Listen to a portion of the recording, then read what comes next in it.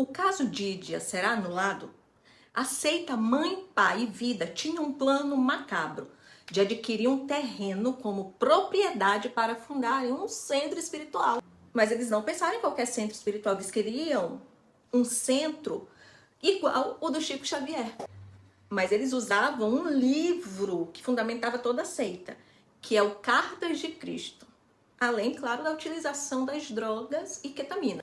Com as investigações, o grupo está sendo acusado de estupro, aborto provocado sem consentimento da gestante, charlatanismo, curandeirismo, sequestro e cárcere privado, constrangimento, formação de quadrilha, tráfico de drogas, associação para o tráfico de drogas.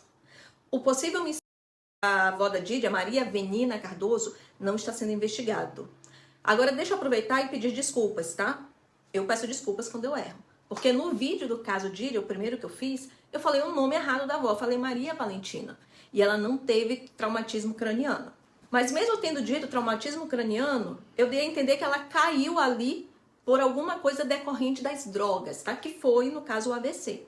Mas sobre os crimes, esses que eu trouxe para vocês, que a polícia está investigando, a pergunta que mais se faz é sobre as provas. Se essas provas coletadas são suficientes e se não serão anuladas. Para a gente entender esse contexto, eu vou trazer a narrativa da investigação e em que eles se baseiam. E também vou trazer falas de advogados deles.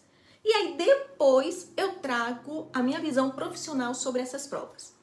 Até agora foram presos 11 pessoas. Em maio foram presos a mãe da Dídia, Cleusimar, o filho Ademar, e 3 funcionários do salão. O Marlisson, que é maquiador, que foi solto agora, outra gerente e uma maquiadora.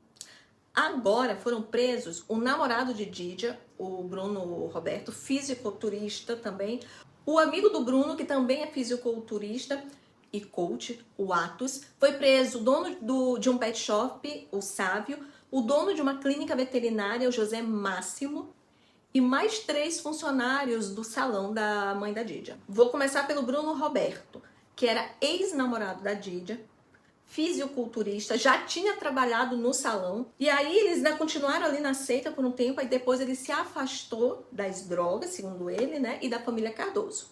Então, como ele estaria se limpando, ele tentou afastar a Dídia disso tudo, é o que ele conta.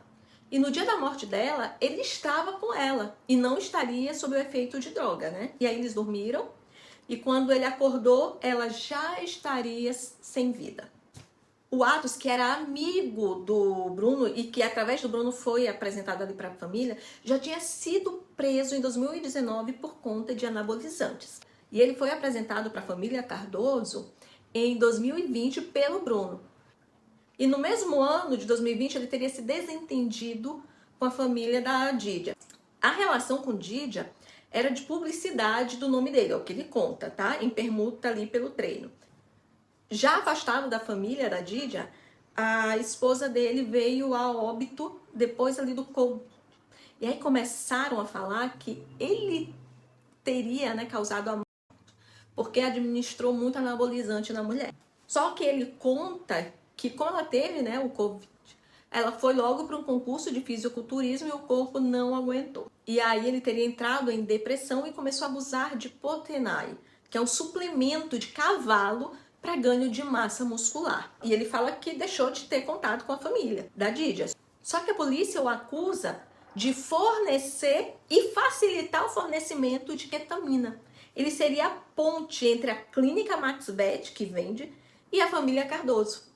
Com a quebra de sigilo dos aparelhos celulares, a polícia encontrou um grupo de WhatsApp onde participavam a Cleusimar, o Bruno, Verônica, Ademar, Marlisson e outros 3 funcionários do salão. No grupo, eles falavam de um plano macabro, que envolvia a falsa seita, drogas, né, também, e muita vadiagem. A intenção da família era adquirir um terreno como propriedade para fundarem um centro espiritual. É real, gente. Eles já haviam até destinado a função de cada membro, tá? Nessa comunidade espiritual.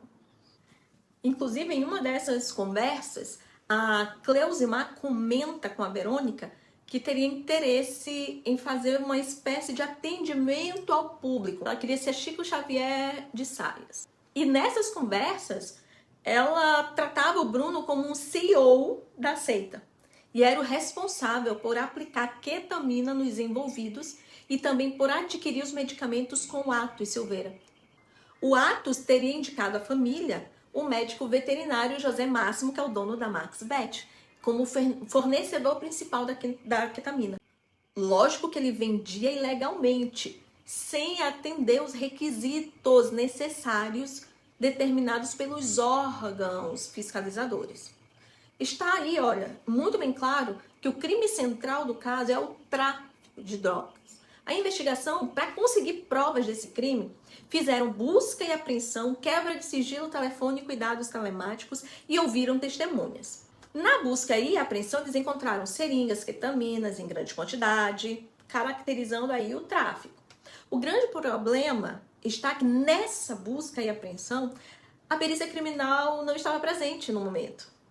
É exatamente isso. Então eles não fizeram, a perícia não fez a coleta dos vestígios, a ketamina, seringas e tal.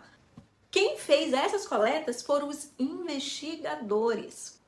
O Instituto de Criminalística afirmou, em uma reportagem que eu li, tá, que eles não foram acionados. O problema maior nisso tudo é a quebra da cadeia de custódia. E isso qualquer advogado pode usar para anular essas possíveis provas. É o perito oficial que deve coletar os vestígios. No artigo 158 do Código Processual Penal, diz que preferencialmente é o perito oficial que deve coletar. No texto se usa a palavra preferencialmente.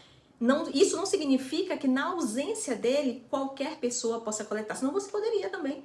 E a resposta disso está lá no artigo 159, que diz que na ausência de perito oficial, o exame deve ser feito por 2 pessoas idôneas com diploma superior e habilitação técnica na área do exame, que nós chamamos de perito ad hoc. Não foram peritos ad hoc que fizeram a coleta, não foram peritos oficiais que fizeram as coletas, foram os investigadores. Só nisso já tem a quebra da cadeia de custódia, sim. Como é que vai se provar que a quantidade apresentada pela investigação é realmente a que estava no local? Fora isso, não foi usado luvas. Essa ausência de luvas prejudicaria exames de impressões digitais e DNA. Para que fazer exame de impressões digitais e DNA? Identificar quem tocou nas caixas. Isso levaria a mais pessoas investigadas. Se chegaria a um número maior, talvez, aí. Com esse vacilo, o que vai restar são os depoimentos e tudo que foi encontrado nos celulares dos envolvidos. Foram encontradas coisas interessantes com a quebra do sigilo telefônico e dos dados telemáticos. Foram encontradas conversas telefônicas, mensagens, fotos, vídeos de celulares, prints de conversas. Tanto que a maior parte dessas provas são prints e conversas no WhatsApp. Principalmente no celular de Cleusimar, a mãe da Dídia. E aí nessas conversas se mostra a participação ativa de Bruno e de Atos. Mostra-se também a participação de Sávio, de Maxiano e os outros 3 funcionários do salão. Tanto na questão da seita quanto a comercialização das drogas.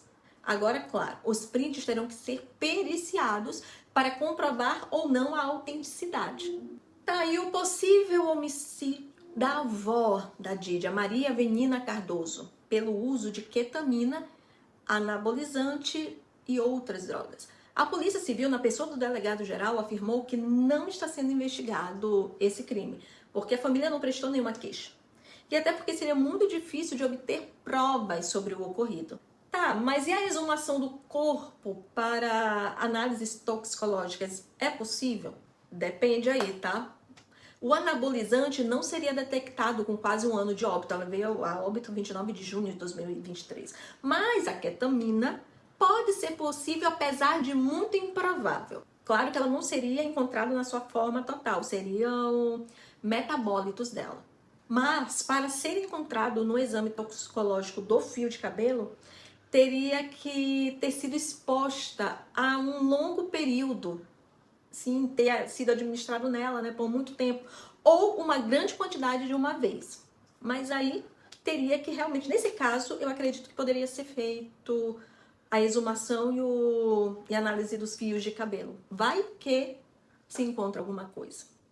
Mas também eu acredito que com essa quebra de dados telemáticos, até falei no outro vídeo, e sigilo telefônico, quem sabe ali não há uma confissão, uma conversa que eles falem, afirmem o que eles fizeram. Isso aí é só com o decorrer da investigação. Com certeza, se a polícia encontrar essa prova, eles irão responder por mais esse crime. Na minha opinião, como profissional, os advogados terão bastante elementos para tentarem aí anular as provas coletadas. E é torcer para que realmente esses prints e conversas no WhatsApp, eles possam fortalecer a narrativa da polícia e eles serem condenados ao final. Claro que para mim eles deveriam ser responsabilizados pelo óbito da Dona Maria Beni, mas realmente fica mais difícil agora. A família não fez nenhuma denúncia lá no dia 29 de junho de 2023.